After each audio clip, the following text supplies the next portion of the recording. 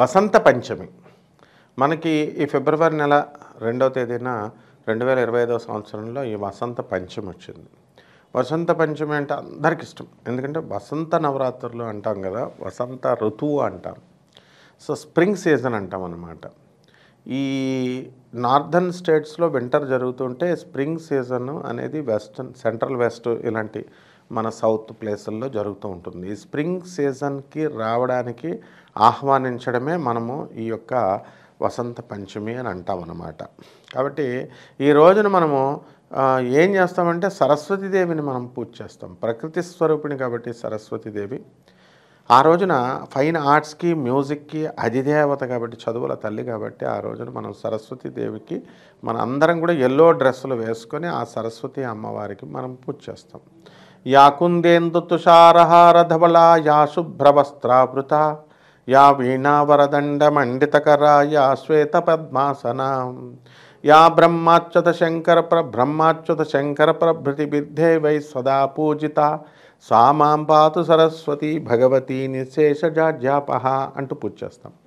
ఎవరైతే ఇళ్లల్లో ఉన్నటువంటి పిల్లలు 5 సంవత్సరాలు నిండినటువంటి పిల్లల చేత తొలి పలుకులు రాయిపిస్తాం. విద్యాభ్యాసాలకి, అక్షరాభ్యాసాలకి మన ఇంట్లోనే మనం చెప్తాం.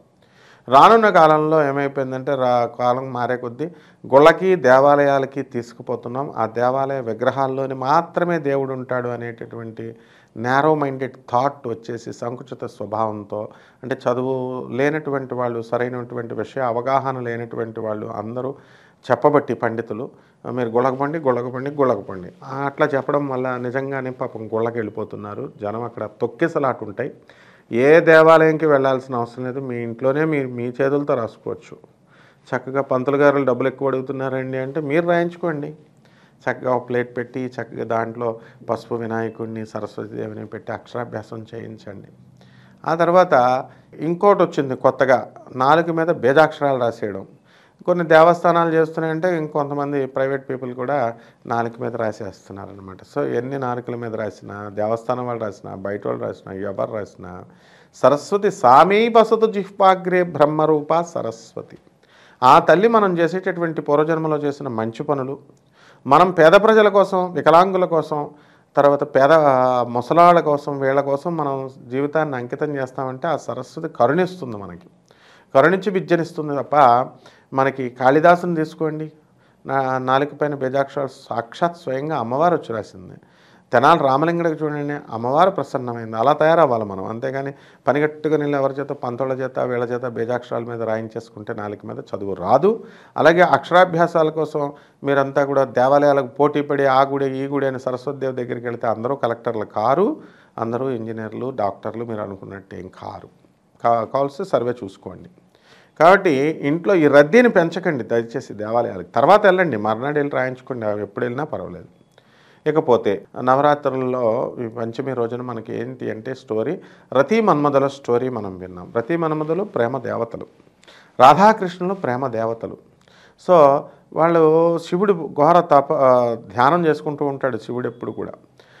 పార్వతీదేవి ఏమో సతీదేవిగా చనిపోయి పార్వతిగా పుట్టి సాక్షాత్తు ఆ పరమేశ్వరుని పెళ్లి చేసుకోవాలని ఎన్ని ప్రయత్నాలు, ఎంత తపస్సు చేస్తున్నా సరే శివుడు ధ్యానంలో నిరాసక్తుడై విరాగి అయి అలా ఉండిపోయాడు. అప్పుడు ఏం చేయాలో తెలియక దేవతలందరూ పార్వతీదేవికి సపోర్ట్ చేయాలి, సహాయం చేయాలి అనే ఉద్దేశంతో కామదేవుడిని అడుగుతారు. కాముణ్ణి అడిగితే శివుని యొక్క శివుడిలో కామం పుట్టించు అంటే అప్పుడు పుష్పాలతో తయారు చేసినటువంటి ఒక బాణాన్ని వేస్తాడనమాట. శివుడి మీద వేసేసరికి శివుడు 3వ నేత్రంతో, అసలు శివుడిని ఎవరైనా కోరిక పుట్టించగలుగుతారా? పుట్టించలేరు. అటువంటిది బాణం వేసి ఆయన ధ్యానం డిస్టర్బ్ చేశాడనేటటువంటి ఉద్దేశంతో క్రోధాగ్నిలో, ఆ 3వ కన్ను నుంచి వచ్చినటువంటి అగ్నిలో కామదేవుడు చచ్చిపోతాడు. అప్పుడు బాధపడుతూ ఉంటే రతీదేవి భార్య అడుగుతుంది, నా భర్త ఏం తప్పు చేశాడు మీరు చంపేశారంటే, అతనికి శరీరంతో నీకు మాత్రమే కనబడతాడు, మిగతా వాళ్ళకి శరీరంతో కనబడరు, నెక్స్ట్ జన్మలో శ్రీకృష్ణుడికి కొడుకుగా పుడతాడన్నారు. అందుకని రుక్మిణి కృష్ణుడికి ఆయన ప్రద్యుమ్నుడిగా పుడతాడు. ఈ యొక్క కామదేవుని తలుచుకోవడం కోసం మనం ఈ రోజున వసంత పంచమి మనం జరుపుకుంటాం అన్నమాట. అలాగే మనకి సరస్వతీదేవికి ఇష్టమైనటువంటి పసుపు కలరు, తెలుపు రంగు నందివర్ధన పువ్వులు, ఇష్టమైనటువంటి ఆ సీజన్లో వచ్చేటటువంటి గులాబీ పూలు, చామంతి పూలు, ఏ పువ్వులు ఉంటే ఆ పువ్వులతో అమ్మవారికి మనము ఈ యొక్క అభిషేకాలు, పూజలు, కుంకుమార్చనలు మనం చేసుకుంటే సరిపోతుంది. అలాగే ఆ రోజున చాలామంది తెల్లవారుజామున నిద్రలేచి సాక్షాత్తు శివపార్వతులకు కూడా వీళ్ళు పూజ చేయడం అనేటటువంటిది జరుగుతుంది.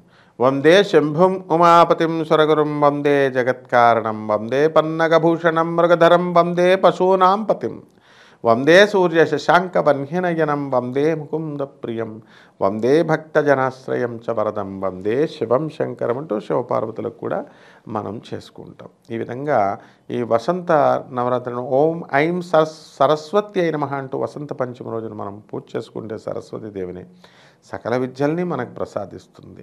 మళ్ళీ ఏం చేయాలా? స్వమంత్రం స్వయంత్రం స్వవిద్యా ప్రకటయ స్వాహ. మన మంత్రాలు, తంత్రాలు, యంత్రాలు అన్నీ కూడా మన జరగాలి అంటే కేవలం పరోపకారం కోసం మనం పేద ప్రజలకి, వాళ్ళకి, అనాథల పిల్లలకి, మరి జ్ఞానం శూన్యులకి, వీళ్ళందరికీ కూడా మనం జ్ఞానం నేర్పించడంలో నిజమైన యథార్థ జ్ఞానాన్ని మనం ఇవ్వాలి.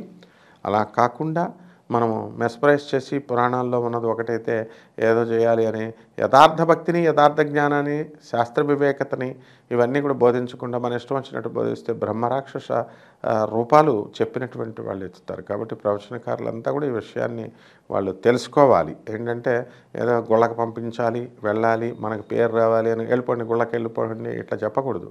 అలాగే ఎక్సైట్ చేసేసి మీరు ఇచ్చేస్తే మీకు పుణ్యాలు వచ్చేస్తే మీకు ఈరోజు సరస్వతి కటాక్షం వచ్చేస్తుంది, మీరు కలెక్టర్ లేకపోతే what is all this non sense.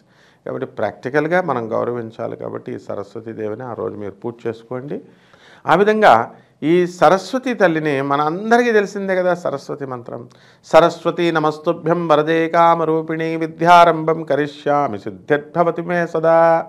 Saraswati నమస్తుభ్యం సర్వదేవి నమో నమః శాంతరూపే శశిధరే సర్వయోగే నమో నమః అంటూ ఆ జగన్మాత అయినటువంటి సరస్వతీదేవిని కీర్తిస్తే ఆ తల్లి అన్ని విద్యల్ని మనకు ప్రసాదిస్తుంది. అయితే ఆ కేవలము విద్యార్థులే కాకుండా సంగీత విద్వాంసులు కూడా ఆ రోజున మనం సరస్వతి తల్లిని మనం పూజ చేస్తాం. మరి అలాగే బ్రహ్మదేవుడికే నాలుకపైనే సరస్వతిని ఉండమన్నారు. సృష్టి నిర్వహణ అనేటటువంటిది చేసేటప్పుడు శివుడి ఆజ్ఞ ప్రకారము సరస్వతీదేవి బ్రహ్మదేవుని యొక్క నాలుకపైన ఉండి ఆయన అబద్ధం ఆడకుండా చూస్తుంది, సృష్టి నిర్మాణంకి అహంకారం లేకుండా చూస్తుంది, అలాగే సృష్టి నిర్మాణం ముందుకెళ్ళేలాగా చూస్తుంది. కాబట్టి ఈ యొక్క వసంత పంచమి రోజున కుంకుమార్చన చేసుకోండి. ఇంట్లోనే ప్రతిదీ ఎక్కడ దేవాలయానికి వెళ్ళాల్సినటువంటి అవసరం లేదు. కుదిరితే మీరు వెళ్ళండి. ఆ జనాన్ని మాత్రం పెంచేసి చేయడం వల్ల మీకు పాపం వస్తుంది తప్ప పుణ్యం రాదు. వికలాంగుల్ని, చిన్నపిల్లల్ని తొక్కేయకూడదు, మీరు ఇబ్బంది పడకూడదు అనమాట.